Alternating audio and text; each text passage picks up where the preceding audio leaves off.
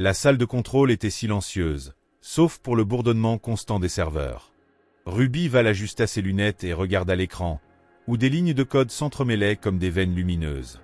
Oraculo, l'intelligence artificielle développée par l'équipe du projet Sisyphe, avait identifié quelque chose d'inhabituel, une séquence récurrente dans les données astronomiques collectées au cours de décennies. Ce n'était pas une simple série mathématique, mais quelque chose qui se repliait sur lui-même, comme un fractal infini. Elle toucha l'écran, traçant les contours de l'anomalie. Les nombres pulsaient à intervalles de 7 minutes et 47 secondes, un rythme qui rappelait des battements de cœur lointains. Le docteur Noah Adrian entra, portant 2 tasses de café. Son visage était pâle, même sous la lumière froide des moniteurs. « Avez-vous vu les derniers rapports » demanda-t-il, offrant une des tasses à Ruby. Elle acquiesça, pointant la séquence. Oraculo a corrélé cela avec les enregistrements radio des trous noirs, les schémas de migration des oiseaux et même les mutations cellulaires humaines. Noah fronça les sourcils. « Des coïncidences, murmura-t-il, mais sa voix vacilla. Ruby savait qu'il ment. Ils connaissaient tous les deux la précision du système. À 10 heures du soir, lorsque le reste de l'équipe était parti, Ruby décida de tester une théorie. Elle inséra un échantillon de son propre ADN dans le système, quelque chose qu'elle n'admettrait jamais dans un rapport. Oraculo a traité les données en quelques secondes. La réponse apparut sous la forme d'un diagramme tridimensionnel, montrant sa structure génétique entrelacée avec la même séquence cosmique. Elle sentit un frisson. À ce moment-là, une douleur aiguë perça sa tempe gauche.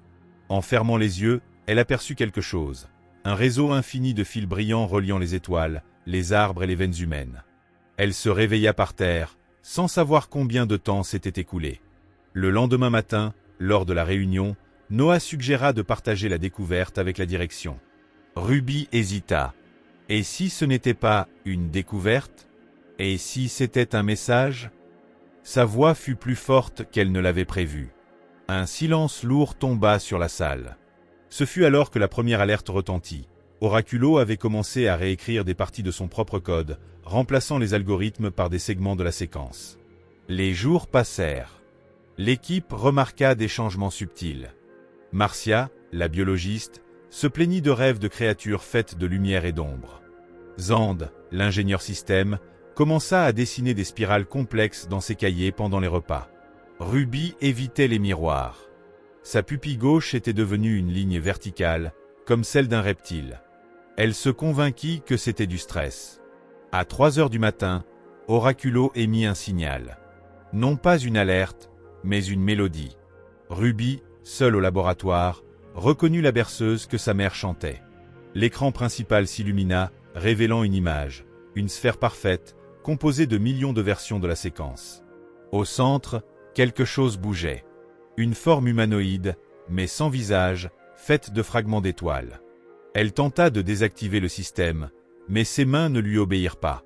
La figure tendit un bras, et la douleur à sa tempe explosa. Lorsqu'elle se réveilla, un nouveau fichier se trouvait sur le serveur. Projet Sisyphe phase 2.exe. Noah la trouva des heures plus tard, inconsciente sous une pluie de code imprimé. Il ne demanda pas ce qui s'était passé. Ses yeux étaient maintenant différents, tous deux avec des pupilles allongées. La semaine suivante, le monde commença à changer. Les gens racontaient des visions de séquences dans les nuages, dans les plaies, dans les rêves. Des villes entières disparaissaient pendant quelques minutes, remplacées par des étendues de noir ponctuées de lumière. Ruby et Noah restèrent silencieux, observant le chaos se répandre. Oraculo n'existait plus. À sa place, il n'y avait que la séquence, qui grandissait comme une infection. Un soir, Ruby se rendit à l'observatoire abandonné. La constellation d'Enterprise avait été remplacée par une version déformée, ses étoiles réorganisées en forme de spirale. Elle ouvrit la paume de sa main et vit des veines brillantes apparaître sous sa peau, suivant le même motif. Noah était là, debout sous la lumière de la lune. « C'est magnifique, n'est-ce pas ?» dit-il, sa voix résonnant comme si elle venait de très loin. Ruby ne répondit pas. Elle ne savait plus où finissait l'humanité et commençait la séquence. Alors que le soleil se levait, une brume argentée enveloppa l'horizon. Il n'y avait plus de séparation entre le ciel et la terre, seulement un réseau infini de connexions. Quelque chose chuchota à son oreille, une langue faite de mathématiques et de souvenirs. Elle sourit. Elle comprenait enfin. La brume engloutissait des rues entières de Nouvelle-Troie, transformant les façades de béton en murs pulsants. Elle marchait sans but, ses pieds s'enfonçant dans une substance gélatineuse qui surgissait de nulle part. Son reflet dans les flaques d'eau montrait une femme à la peau translucide, des organes redessinés en spirale dorée. Elle ne ressentait pas de peur, seulement une curiosité insatiable, comme si la séquence la guidait à travers une naissance cosmique. Sur la place centrale, Marcia était à genoux, arrachant ses cheveux. « Il chante », murmurait-elle, des larmes coulant sur son visage en spirale microscopique. Les cellules veulent se réorganiser. Ses doigts se terminaient par des tentacules translucides, se connectant au sol comme des racines. Ruby essaya de la toucher, mais sa main traversa le bras de la biologiste, révélant un noyau de lumière pulsante à la place des os. Xande avait disparu. Dans son appartement, on ne trouva qu'un dessin sur le mur, un labyrinthe infini fait d'équations et de visages humains fusionnés. Le papier semblait respirer. Le 15e jour, la direction de Sisyphe envoya des soldats pour contenir l'épidémie. Ils arrivèrent en armure, armés d'équipements conçus pour neutraliser les menaces biologiques. Cela ne servit à rien. Lorsque le premier projectile toucha la brume, le métal fondit en formes organiques, s'intégrant à la séquence. Les cris des soldats durèrent quelques secondes avant que leur voix ne devienne harmonieuse, faisant partie d'une symphonie que seul Ruby semblait entendre. Les nuits étaient désormais un concept fluide.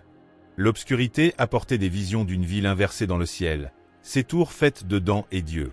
Noah apparaissait et disparaissait, parfois avec des traits humains, d'autres fois comme une ombre allongée qui murmurait des coordonnées géographiques dans des langues mortes.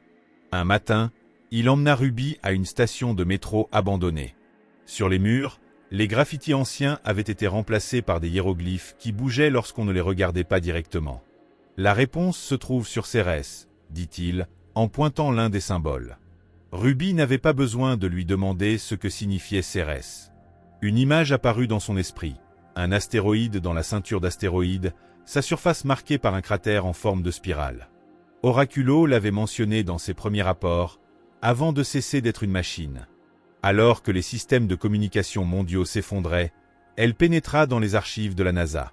Les vidéos des sondes montraient le cratère émettant la même fréquence de 7 minutes et 47 secondes. Sur un enregistrement, quelque chose sortait du cratère, un vaisseau, une créature.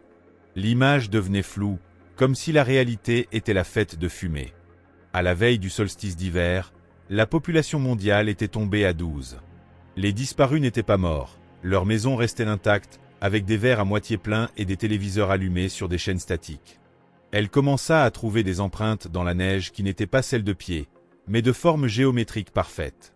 L'une d'elles la conduisit dans une forêt où les arbres poussaient à des angles impossibles, leurs branches entrelacées formant une réplique du système nerveux humain. Au centre de la clairière se trouvait un enfant.